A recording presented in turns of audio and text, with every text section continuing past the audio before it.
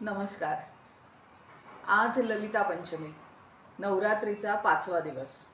आज आपण जाणून घेणार आहोत आपल्या 5व्या धातूबद्दल, जो आहे अस्थि धातू. अस्थि म्हणजे बोन्स.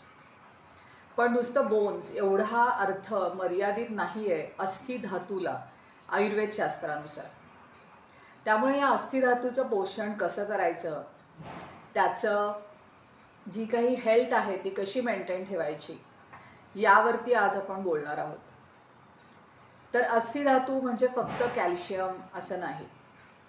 अस्थि आपल्या शरीराला बळकटी देतात, आपलं शरीर धरून ठेवतात.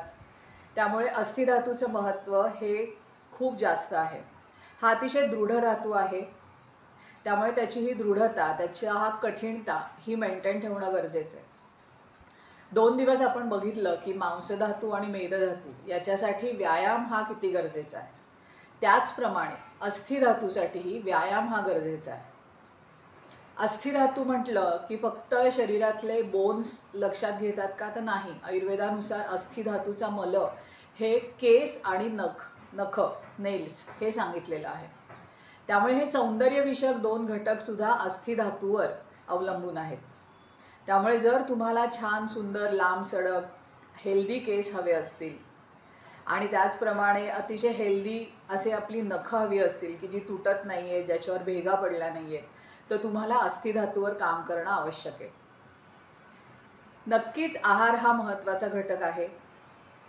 अस्थि बळ वाढवणारा असा आहार, कॅल्शियम बेस्ड आहार असं म्हणूया का, तर अगदी खरं नाही. पण कॅल्शियम ॲज अ सप्लिमेंट तुम्ही घेऊ शकता. पण आहारामध्ये समावेश करा. जसं नाचणी खूप चांगली कॅल्शियम देणारा सप्लिमेंट किंवा आहार आहे. त्यामुळे तुम्ही असा आहार ठेवा की जो तुमच्या हाडांना बळकटी देईल. त्याचप्रमाणे हाडांची ठिसूळता ही वाढायला लागली की सगळ्यात महत्त्वाचा आजार किंवा कंप्लेंट ही दिसते, ती म्हणजे संधिवात किंवा संधिशूल. बरोबर? गुडघे दुखणे, कंबर दुखणे हे सुद्धा एक अस्थिगत वाताचं मेन लक्षणं किंवा आजार आहेत. त्यामुळे आयुर्वेदानुसार अस्थीचं जर तुम्हाला स्वास्थ्य टिकवून ठेवायचं असेल तर तुम्ही दररोज अभ्यंग म्हणजे तेलाने मसाज करणं फार आवश्यक आहे. अस्थि धातू हे वाताचं स्थान असल्यामुळे वाताला आपल्याला कंट्रोलमध्ये ठेवायचं आहे. त्यासाठी दररोज आपण औषधी सिद्ध तेलाने जर अभ्यंग केला तर अति छान, अतिशय उपयोगी ठरतं. आयुर्वेदामध्ये पंचकर्म जे सांगितलं आहे त्याचाही उपयोग तुम्ही वैद्यांच्या सल्ल्याने करू शकता. की तुम्ही पंचकर्म करून घेतलं आहे, अभ्यंग, स्वेदन, पिंडस्वेद, बस्ती अशा चिकित्सांचा समावेश. भलेही आपल्याला आजार नाही झाला पण आपल्याला प्रिव्हेंटिव्ह म्हणून सुद्धा तुम्ही हा उपक्रम करू शकता, जेणेकरून तुमच्या अस्थीचं बल, त्याची दृढताही मेंटेन राहील.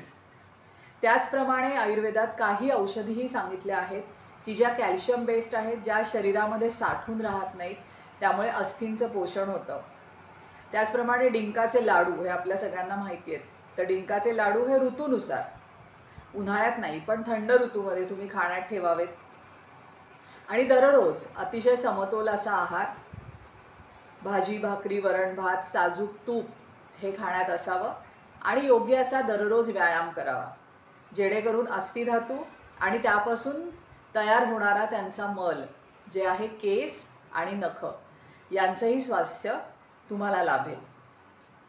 तर मग आता अस्थि धातूचा विचार करा, दृढता आपल्या शरीराला कशी येईल याच्यावर काम सुरू करा.